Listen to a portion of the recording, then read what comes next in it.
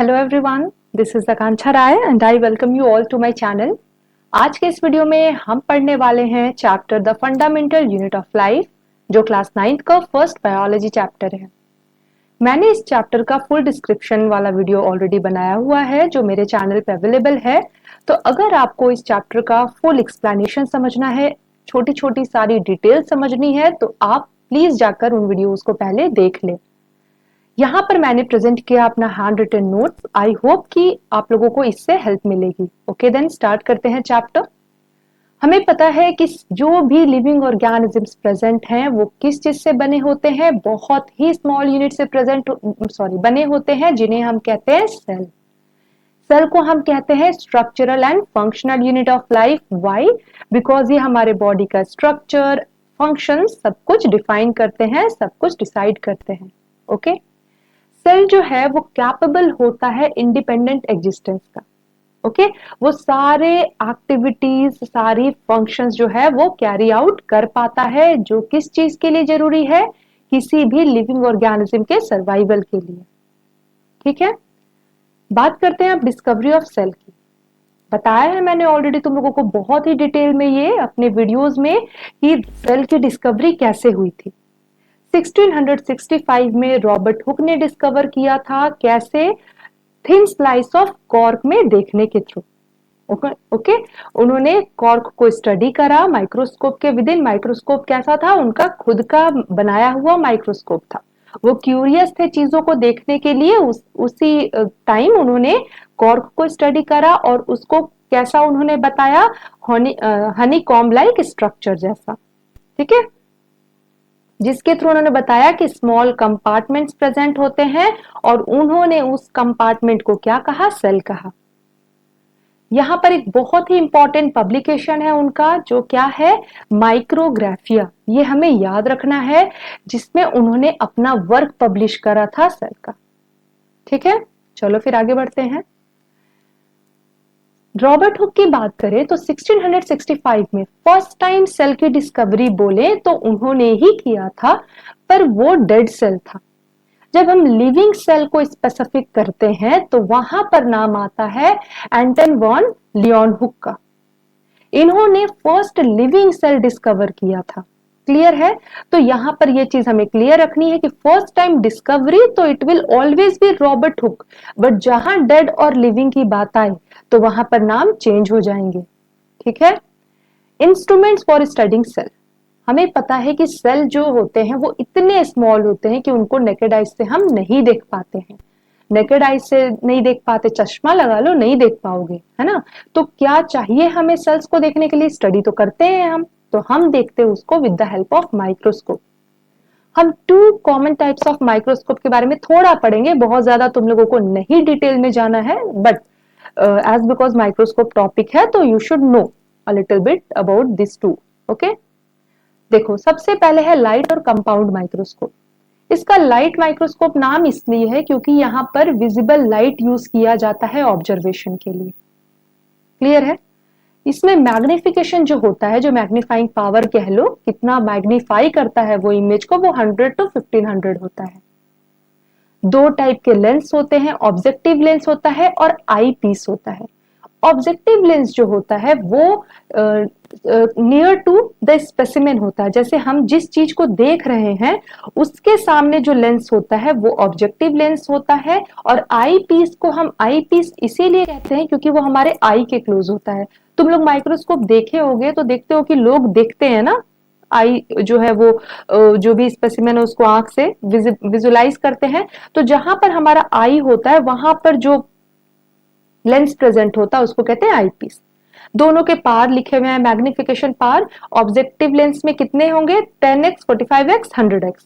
ठीक है, हम इसको चेंज कर सकते हैं जैसा हमें सेल देखना है, जितना हमें देखना है उसके according. Okay, similarly eyepiece भी क्या है? 10x और 15x मैग्नीफाइंग पावर का। क्लियर है? यहाँ पर स्टेप्स लिखे हैं कि हम क्या करते हैं। हम स्लाइड पे किसी भी पर्टिकुलर जो स्पेसिमेन है हमारा, जिसे हमें देखना है, उसको रखते हैं। उसको क्लिप के थ्रू फिक्स किया जाता है सो दैट वो मूव ना करे, हमारा जो हमने मटेरियल रखा है स्लाइड पे वो डिस्टर्ब ना हो। देन लाइट पास किया जाता है, जो किसके थ्रू होता है? मिरर के थ्रू। वहां कंडेंसर भी प्रेजेंट होता है, आइरिस भी होते हैं, डिफरेंट कंपोनेंट होते हैं ये माइक्रोस्कोप के। Two types of knob present होते हैं फोकस करने के लिए, एक होता है कोर्स, एक होता है फाइन। कोर्स से हम इमेज को हाईलाइट करते हैं, मतलब इमेज को हम एक जनरल विजुअलाइज करते हैं, जनरल व्यू प्रोवाइड करते हैं, ठीक है। और फाइन नॉब जो होता है उसके थ्रू हम उसको और ज्यादा क्लियर करते हैं कि हम कैसे इमेज को और ज्यादा मैग्नीफाई करते, और ज्यादा उसको लार्ज करके क्लियरली ऑब्जर्व कर पाए, ठीक है। चलो फिर आगे बढ़ते हैं इलेक्ट्रॉन माइक्रोस्कोप में। यहां पर वहां से क्या डिफरेंस है, तो यहां पर यूज होता है हाई वोल्टेज इलेक्ट्रिसिटी। वहां पर हम विजिबल लाइट यूज कर रहे थे, है ना। यहां पर हाई वोल्टेज इलेक्ट्रिसिटी यूज होता है और इलेक्ट्रॉन बीम यूज होता है इंस्टेड ऑफ लाइट। वहां पर लाइट माइक्रोस्कोप नाम था बिकॉज ऑफ लाइट, यहाँ इलेक्ट्रॉन माइक्रोस्कोप नाम है बिकॉज ऑफ इलेक्ट्रॉन, ठीक है। ग्लास लेंस की जगह यहां पर इलेक्ट्रोमैग्नेट्स यूज होते हैं, ठीक है। तो ये थोड़ा ज्यादा एडवांस है, थोड़ा नहीं बहुत ज्यादा एडवांस है, और इसका magnification you can see 1 lakh to 5 lakh. अगर हम लाइट माइक्रोस्कोप से कंपेयर करें तो कितना ज्यादा है ना। तो इन माइक्रोस्कोप की हेल्प से हम सेल को देखते हैं और उसकी स्टडी करते हैं। चलो फिर आगे बढ़ते हैं सेल थ्योरी। सेल थ्योरी जो था वो फॉर्मुलेट किया गया था, पुट किया गया था बाय टू साइंटिस्ट, हुआ शैलेडन इन 1838 एंड श्वान इन 1839, ठीक है। इन्होंने दो पोस्टुलेट पुट किए थे सेल थ्योरी के। पहला, all living organisms are composed of cells. कोई नई बात नहीं, हमें भी पता है, पढ़ते पढ़ते ही पता है, पर पता है, ठीक है। Second point, cell is the fundamental unit of life, ये भी पता है हमें, है ना। थर्ड पॉइंट जो तुम लोग देख रहे हो, all new sales come from pre existing cells, ये पुट किया था रडोल्फ विर्चॉ ने, ये भी बताया है मैंने वीडियो में। तो यहां पर उनका जो पोस्टुलेट था रडोल्फ विर्चॉ का, थर्ड वाला, उसको सेल थ्योरी में ही इंक्लूड किया गया कि कोई भी सेल, कोई भी न्यू ऑर्गेनिज्म बने, ठीक है, वो सेल से ही बन रहा है। तो वो सेल कहीं नई जगह से नहीं आ रही, वो प्री एग्जिस्टिंग सेल से ही आ रही है। क्लियर। अब बात करते हैं shape and size of cell की। तो सेल जो है वो वैरी करता है अपने शेप और साइज में, polygonal, spherical, elliptical, spindle shape, lots of shape तुम लोग को यहाँ दिख भी रहे हैं, और वो होते भी हैं डिफरेंट शेप्स के। तो अब हम बात करें साइज ऑफ सेल की, तो स्मॉलेस्ट और लार्जेस्ट एंड लॉन्गेस्ट, तीन तुम लोगों को दिख रहा है, ये तीनों तुम लोगों को याद करना जरूरी है। Smallest cell is PPLO, that is pleuropneumonia like organism, या फिर उसको और क्या कहते हैं, माइकोप्लाज्मा। लार्जेस्ट सेल क्या है, ऑस्ट्रिच एग। बर्ड सेल को जनरली हम लोग लार्जेस्ट सेल में ही काउंट करते हैं, बट उनमें भी सबसे ज्यादा बड़ा सेल कौन सा है, ऑस्ट्रिच एग का, जो अंदर येलो पार्ट होता है ना, that one, okay. Longest animal cell, याद रखना है लार्जेस्ट एंड लॉन्गेस्ट अलग अलग है, लॉन्गेस्ट है नर्व सेल। क्लियर है, ओके। किसी भी ऑर्गेनिज्म का जो साइज होता है वो नंबर ऑफ सेल्स पे डिपेंड करता है। फॉर एग्जाम्पल, अगर हम एंट और एलिफेंट को कंपेयर करें तो एंट में सेल का जो नंबर है वो एलिफेंट के कंपैरिजन में कम होगा, एलिफेंट में नंबर बहुत ज्यादा होगा।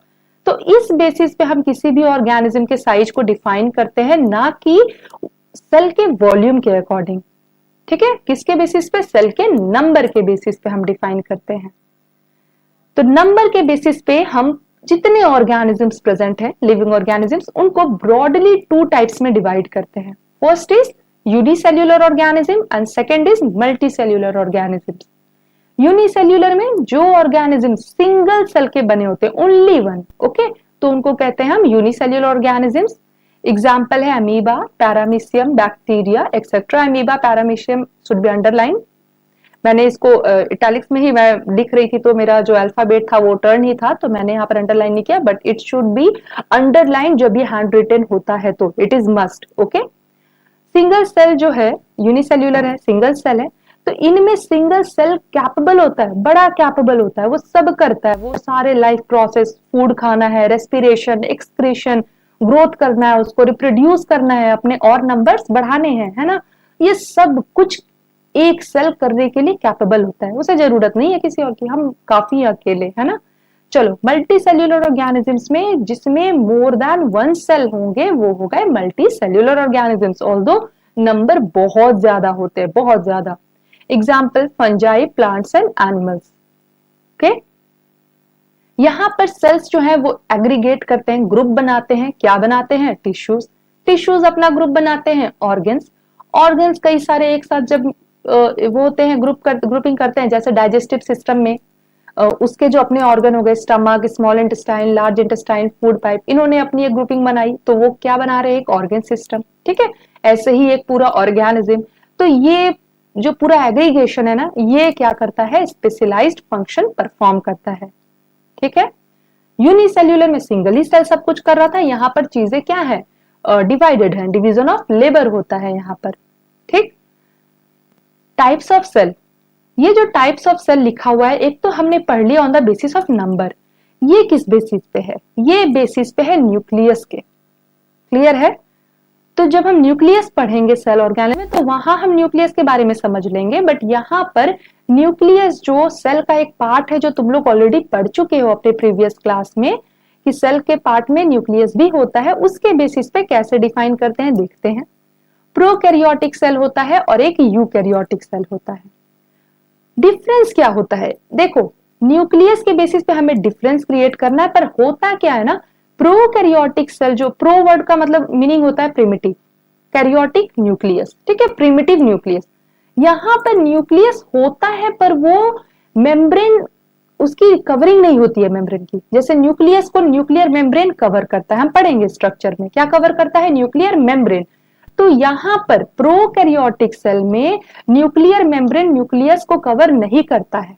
ठीक है, यहां पर जो न्यूक्लियस प्रेजेंट है फ्रीली साइटोप्लाज्म में, क्योंकि अभी कवरिंग है नहीं तो फ्रीली प्रेजेंट है, उसको हम कहते हैं न्यूक्लियोइड। याद रखना है, न्यूक्लियोइड किस में प्रेजेंट है? प्रोकैरियोटिक सेल में। क्लियर है? यहां पर एक बैक्टीरियल सेल का डायग्राम बना है, यहां पर तुम स्ट्रक्चर देख सकते हो, न्यूक्लियोइड है, राइबोसोम्स है, और मिसोसोम्स हैं, flagella, cell wall, plasma membrane, ये सारे स्ट्रक्चर प्रेजेंट होते हैं। ठीक, अभी कुछ पॉइंट्स दिख रहे हैं तुम लोग को, लेकिन अभी मैं तुम लोग को आगे बताती हूँ, चीजें क्लियर होंगी। यूकैरियोटिक सेल, इसमें वेल डिफाइंड न्यूक्लियस है। अब वेल डिफाइंड न्यूक्लियस है मतलब ये नहीं कि तैयार व्यार हुआ बैठा है, नहीं, इसमें न्यूक्लियस जो है प्रॉपरली कवर्ड है with the nuclear membrane. Clear है? डिफरेंस देखते हैं, फिर हम उनके और पॉइंट्स को समझेंगे। प्रोकैरियोटिक सेल और यूकैरियोटिक सेल में प्रोकैरियोटिक सेल का जो साइज होता है वो जनरली स्मॉल होता है, यूकैरियोटिक सेल में लार्ज होता है। सिंपल सा पॉइंट है। यहां पर मैंने बताया कि न्यूक्लियर मटेरियल जो है इनक्लोज नहीं होता है न्यूक्लियर मेम्ब्रेन में, यूकैरियोटिक सेल में होता है। देखो, अब बहुत सारे सेल ऑर्गेनल्स तुमने पढ़े हैं जूनियर क्लास में, है ना, प्रीवियस क्लास में ही पढ़ा है। Endoplasmic reticulum, lysosome, mitochondria, Golgi apparatus. ठीक है, ये सारे ऑर्गेनल्स प्रोकैरियोटिक सेल में एब्सेंट होते हैं, क्योंकि ये मेम्ब्रेन बाउंड है, इनके मेम्ब्रेन होते हैं इन सारे ऑर्गेनल्स के, और मेम्ब्रेन बाउंड ऑर्गेनल्स प्रोकैरियोटिक में एब्सेंट होते हैं। देखो last line, prokaryotes also lack membrane bound cell organelles. ठीक है, अब यहां पर तुम्हें एक ऑर्गेनल दिख रहा है राइबोसोम, तो याद रखना है राइबोसोम जो है वो मेम्ब्रेन बाउंड नहीं होता है, इसीलिए ribosome is a cell organelle जो दोनों में प्रेजेंट होता है। याद रखना ये पॉइंट। ओके, चलो, यहां पर सारी चीजें प्रेजेंट है यूकैरियोटिक में। डिवीजन की बात करें, कैसे रिप्रोड्यूस करते हैं, ग्रो करते हैं, तो सेल डिवीजन इनका होता है बाय फिजन और बडिंग। ओके, और यूकैरियोटिक सेल में होता है माइटोटिक और मियोटिक सेल डिवीजन, जो तुम लोग पढ़ोगे ज्यादा इलाबोरेट वे में बाद में। ठीक, प्रोकैरियोटिक सेल का example bacteria, blue green algae. Eukaryotic cell की बात करें तो प्लांट्स, एनिमल्स, फंजाई, सब है यूकैरियोटिक सेल में। ओके, चलो फिर आगे बढ़ते हैं। Difference between plant cell and animal cell, ये तो बहुत अच्छा और इंटरेस्टिंग है। चलो स्टार्ट करते हैं। Cell wall is present plant cell में। प्लांट में क्यों प्रेजेंट है? प्लांट में क्यों? सोचोगे एनिमल कॉम्प्लिकेटेड होता है, then why in plant? Because plant को विथ स्टैंड करना पड़ता है सारे एडवर्स कंडीशन को, वो बाहर के इन्वायरमेंट में रहते हैं, एनिमल मूव कर सकते हैं, दे कैन प्रोटेक्ट देमसेल्फ। ठीक है, बट प्लांट के साथ ऐसा केस नहीं है, जैसा भी कंडीशन है उनको टॉलरेट करना है, तो उससे सेव करने के लिए उनको कुछ तो फायदा मिलना चाहिए, उन्हें मिला है cell wall. Cell wall plasma membrane के बाहर होता है। प्लाज्मा मेम्ब्रेन या सेल मेम्ब्रेन सारे ऑर्गेनिज्म में, सब में, सारे लिविंग ऑर्गेनिज्म में, बट सेल वॉल प्लांट में, बैक्टीरिया में एंड फंजाई में ही प्रेजेंट होते हैं, याद रखना, प्लांट, बैक्टीरिया एंड फंजाई, भूलना नहीं, ठीक।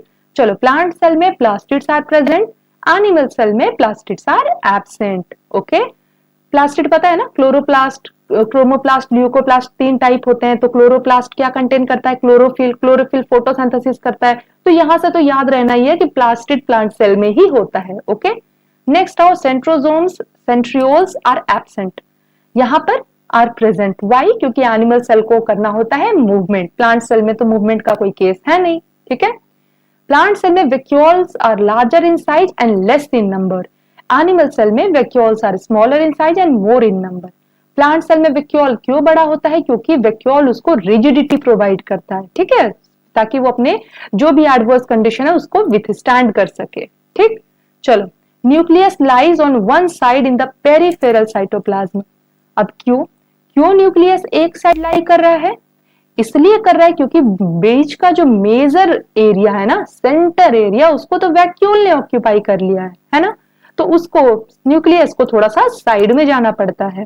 यहाँ पर ऐसा कोई केस है नहीं, वैक्यूल छोटे छोटे हैं, ठीक। तो न्यूक्लियस एकदम मस्त सेंटर में अपना जगह जो है वो बनाए रखता है, ठीक है। चलो फिर आगे बढ़ते हैं। ओके, तो यहाँ तुम लोग देख सकते हो कि कुछ क्वेश्चंस पुट किए हैं मैंने।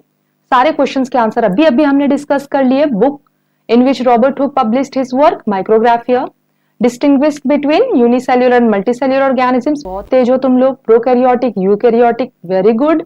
वेल लेवल diagram of typical prokaryotic cell कर लोगे। Animal cell and plant cell कर लोगे। एंड वेल लेवल diagram of plant cell and animal cell तुम लोगों को अवेलेबल करवा दूंगी, ऑल्दो ये तुम लोगों की बुक में भी अवेलेबल है, हो जाएगा, ठीक है। चलो, functional parts of cell. Cell के क्या फंक्शनल पार्ट हैं? तो हमें 3 पार्ट एकदम से याद रखने हैं कि ये क्या है, सारे सेल्स में प्रेजेंट हैं, ठीक। क्या क्या? प्लाज्मा मेम्ब्रेन या cell membrane, second nucleus and third cytoplasm. Clear है? बताया मैंने कि सेल वॉल जो होता है एक एडिशनल कवरिंग होती है, जो किसमें प्रेजेंट होती है? प्लांट, फंजाई एंड बैक्टीरिया में। ओके, स्टार्ट करते हैं with plasma membrane. Plasma membrane जो होता है, फर्स्ट पॉइंट तुम लोग देखो, लिखा है सेलेक्टिवली परमिएबल इन नेचर। क्या होता है सेलेक्टिवली परमिएबल? सेलेक्टिवली का मतलब होता है चीजों को सेलेक्ट करना, नॉर्मल वर्ड है ना, इंग्लिश वर्ड है। परमिएबल, इसको कोरिलेट करो परमिशन से।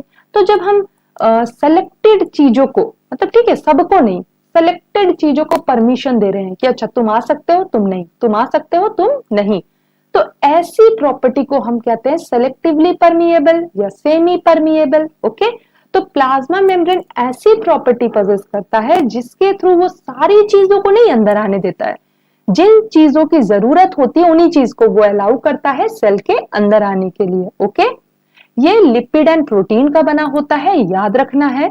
नेक्स्ट, लिविंग होता है प्लाज्मा मेम्ब्रेन, लिविंग होता है, थिन होता है एंड फ्लेक्सिबल होता है। ओके, चलो फिर आगे देखें। Function, it gives definite shape to the cell. अभी कवरिंग है तो सेल को क्या करेगा? शेप प्रोवाइड करेगा। सेल के इंटरनल कंटेंट्स को ये प्रोटेक्ट करता है। थर्ड, सेलेक्टिवली परमिएबल मेम्ब्रेन होता है, सारी चीजों को अलाउ नहीं करता है। नेक्स्ट, जो मेम्ब्रेन की फ्लेक्सिबिलिटी होती है, अभी हमने पढ़ा फ्लेक्सिबल होता है, क्यों? सो दैट सेल को अलाउ करता है, जैसे मान लो सिंगल यूनिसेल्युलर ऑर्गेनिज्म है, उनके बॉडी से सब कुछ हो रहा है, तो मेम्ब्रेन जो ये प्लाज्मा मेम्ब्रेन है, फ्लेक्सिबिलिटी उसकी अलाउ करती है कि वो क्या करे, सराउंडिंग से कोई भी फूड लेके इनगल्फ कर पाए, इनटेक कर पाए, ठीक है। और इसी प्रोसेस को जब हम बाहर से किसी चीज को बॉडी के अंदर लाते हैं, इसको हम कहते हैं endocytosis. That is the process of bringing bulk of material and food particle from outside the body by forming endosome are called endocytosis। कुछ नहीं, बाहर की चीजों को अंदर ला रहे हैं बस। एक्सोसाइटोसिस, सिमिलरली जस्ट उसका ऑपोजिट कर दो, एक्सो एग्जिट। जब हम चीजों को बाहर कर रहे हैं प्लाज्मा मेम्ब्रेन की हेल्प से, तो वो प्रोसेस हो जाता है एक्सोसाइटोसिस। क्या बाहर करेंगे? जिन चीजों की जरूरत नहीं है, ठीक है, जो वेस्ट मटेरियल हो गए उनको बॉडी से बाहर करना। चलो, यहां पर एक क्वेश्चन है, how amoeba obtain its food. इस क्वेश्चन का मेन पर्पस है एंडोसाइटोसिस प्रोसेस को हाईलाइट करना। कि जो अमीबा है वो बाहर के सराउंडिंग में जब अपना फूड देखता है, अमीबा का स्ट्रक्चर तुम लोग को पता है, बड़ा रैंडम सा स्ट्रक्चर होता है उसका।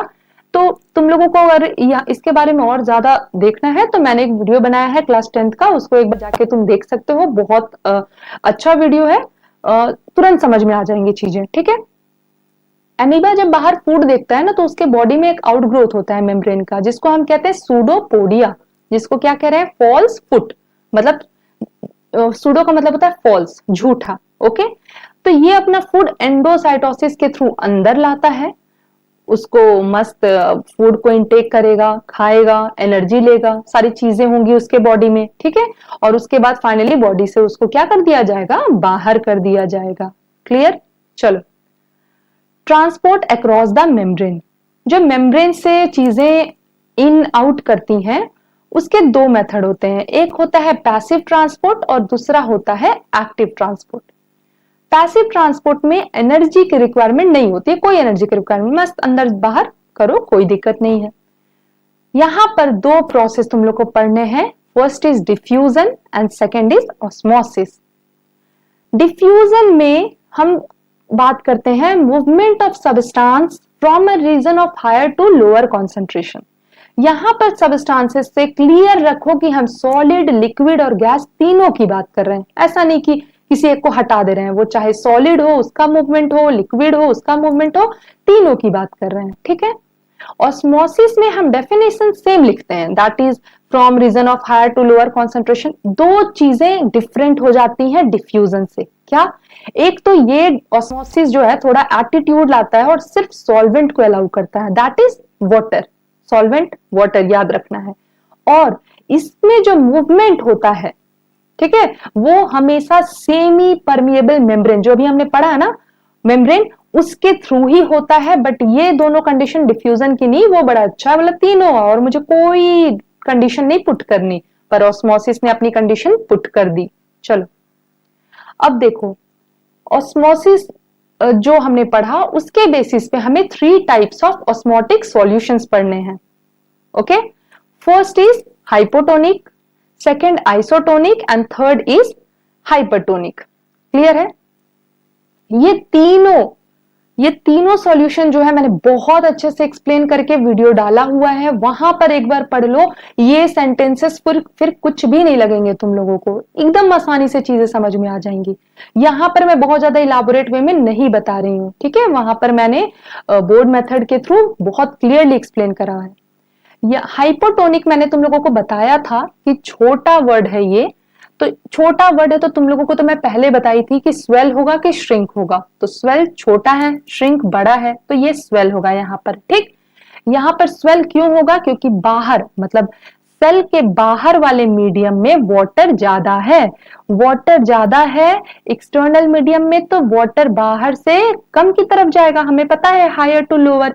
तो बाहर के इन्वायरमेंट से जो वाटर है वो सेल के विद इन जाएगा, जब सेल के विद इन वाटर जाएगा तो ऑब्वियसली सेल क्या होगा, स्वेल होगा, और इस फेनोमेना को हम कहते हैं एंडोऑस्मोसिस, ठीक है।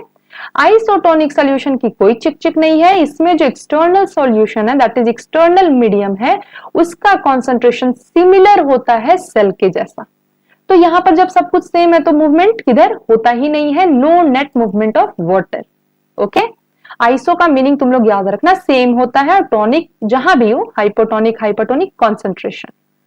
हाइपरटोनिक की बात करें तो यहां पर बड़ा वर्ड है, मैंने बताया था श्रिंक बड़ा है स्वेल से, तो यहां श्रिंक होगा, ठीक। मतलब कि जो हमारा सेल है वो श्रिंक कर जाएगा। तो यहां पर श्रिंक क्यों करेगा? मतलब सेल में जो वाटर है वो बाहर जाएगा, सेल के अंदर वाटर ज्यादा है, सेल के बाहर वाटर कम है, तो अंदर से, सेल के अंदर से वाटर जो है वो बाहर जाएगा, और इस कारण से सेल हो जाएगा श्रिंक, और इस प्रोसेस को हम लोग कहते हैं एक्सोऑस्मोसिस, ठीक है। एक यहां पर बहुत इंपॉर्टेंट अगेन टर्म है प्लाज्मोलाइसिस। जब प्लांट सेल में सेल श्रिंक करता है तो जो प्रोटोप्लाज्म है वो पूरा कंटेंट, जो प्रोटोप्लाज्म क्या है, पूरा कंटेन कर रहा है न्यूक्लियस को, सारी चीजों को, सेल ऑर्गेनल्स को, वो कॉन्ट्रैक्ट करता है सेल वॉल से, ठीक है। सेल वॉल से क्या करता है, सिकुड़ता है, कॉन्ट्रैक्ट करता है, और इसी प्रोसेस को हम कहते हैं प्लाज्मोलाइसिस, ठीक। एक तरह से सेल वॉल यहां पर हेल्प कर रहा है प्लांट को, ताकि प्लांट को कोई लॉस ना हो। क्लियर। नेक्स्ट एक्टिव ट्रांसपोर्ट, जिसमें रिक्वायरमेंट होती है एनर्जी की, बट हमें इसे फर्दर डिटेल में नहीं पढ़ना है। ओके, तो आज का टॉपिक हम यहां पर ओवर करते हैं। एंड मैंने जितना आज पढ़ाया इन सब का फुल डिटेल ऑलरेडी अवेलेबल है चैनल पे, तो डू वॉच अगर तुम लोगों ने नहीं देखा है तो। ठीक है, और अगर चीजें अच्छी लगी, समझ में आई, यूजफुल रही तुम लोगों के लिए, तो do subscribe my channel, comment करो, लाइक करो एंड शेयर करो अपने नोन फ्रेंड से जिनको जानते हो। And till then take care and stay safe everyone. Bye bye.